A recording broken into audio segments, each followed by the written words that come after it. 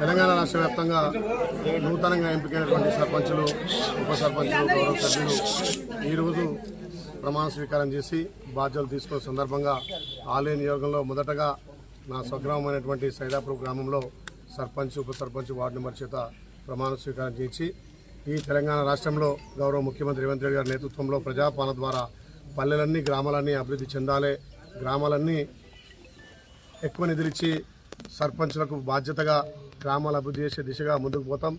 ఎలక్షన్ల వరకే పార్టీలు ఉండాలి. ఎలక్షన్లు అయిన తర్వాత మీ గ్రామాలన్నీ కూడా ఈ ప్రభుత్వ సహకారంతో అభివృద్ధి చేసుకోవాలి. గత రెండు సంవత్సరాలుగా గ్రామాల్లో సర్పంచ్ లేనందున కొన్ని సమస్యలు తీసుకువేసినాయి. ఆ సమస్యలను కూడా ఎంబడే పరిష్కరించి ప్రభుత్వం నుంచి కూడా ఎక్కువ నిధులిచ్చి ఈ గ్రామాలన్నీ అభివృద్ధి చేస్తాం. పార్టీలకు అతీతంగా గ్రామాలను అభివృద్ధి చేసుకోవాలి. ఎలక్షన్ల వరకే పార్టీ ఉండాలి, కానీ గ్రామాలలో అభివృద్ధి కోసమై గెలిచిన సర్పంచులు, ఉప సర్పంచులు, వార్డు సభ్యులంతా కూడా సమిష్టిగా ఒక ప్రణాళిక చేసుకొని గ్రామాన్ని ఒక యూనిట్గా ప్రతి వార్డును బాధ్యతగా అభివృద్ధి చేయాల్సిన బాధ్యత ఉంది. ఈ ప్రభుత్వం ప్రత్యేకంగా సర్పంచులకు నిధులిచ్చి గ్రామాలన్నీ అభివృద్ధి చేస్తాం. ముఖ్యంగా ఆలయ నియోజకంలో పెద్ద ఎత్తున కాంగ్రెస్ పార్టీకి ఇలా గ్రామాలన్నీ కూడా పెద్ద ఎత్తున స్వాగతం పలికి సర్పంచ్లను గెలిపించే సందర్భంగా వాళ్ళందరికీ ధన్యవాదాలు తెలియజేస్తూ ఇలా సుమారు ఒక 25-26 గ్రామాలు కూడా స్వయంగా నేనే వెళ్ళి అక్కడ సర్పంచులు, ఉప సర్పంచుల చేత ప్రమాణ స్వీకారం చేసి భరోసా ఇస్తున్నాం.